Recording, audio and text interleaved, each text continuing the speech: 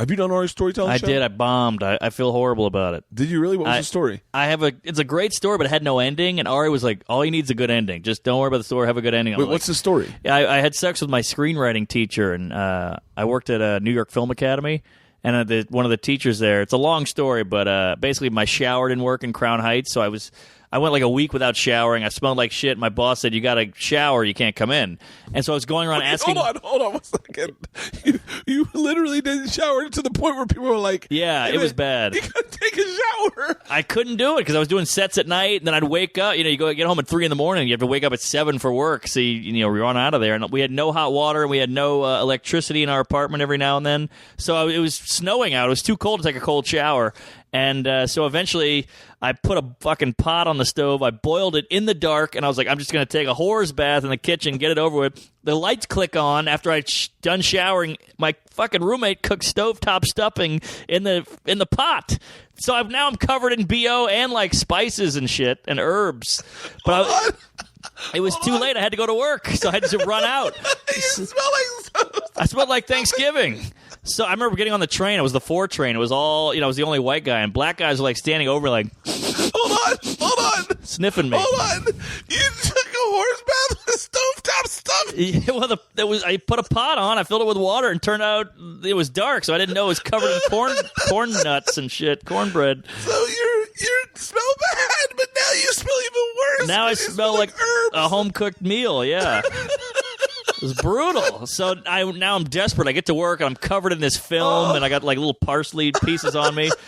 So I go up to everybody, and one lady, the screenwriting teacher, Mrs. Fritz, we'll call her. I go, hey, look, can I shower at your place? She goes, sure, I don't care. And I was like, oh, my God. She was like kind of cute, like 40-year-old, quirky, weird earrings, big beehive kind of thing, hairdo. And she was like, yeah, sure, just come over. But I'm having a dinner party at 8. So if you don't mind getting out of there, I was like, you got it, whatever. So I get there at like 6. I bring a bottle of wine to be nice. I get there. She has a beautiful apartment in Brooklyn, all like a fucking spread on the table, just crazy setup, dishes, glassware, the placemats. And I'm like, oh, my God. She's like 8 things going on the stove, bubbling. I'm like, oh, my God, she's really doing this. So I get in. I go, hey, look, I'll take a shower. I'll be out of your hair. No problem. She goes, sure, but have a glass of wine. We don't really know each other.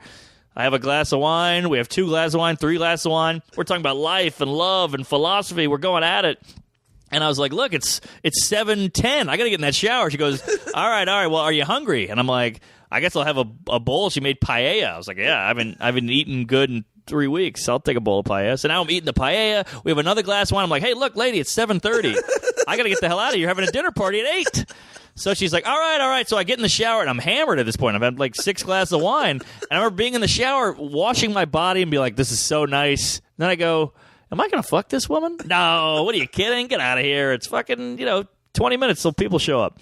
So I get out of the shower. Now it's like 7:48, I'm like scurrying, like, all right, I got to go. Thank you. And she goes, have one more glass. I'm like, all right. And she's like, let me give you a tour of the apartment. We're walking around her apartment. She's showing me knickknacks and whatever. Now we're standing up on her couch looking at a painting on the wall. And we're both looking at it. We're like face to face. And she goes, you know what? And I go, what's that? She goes, I want you to come in my face.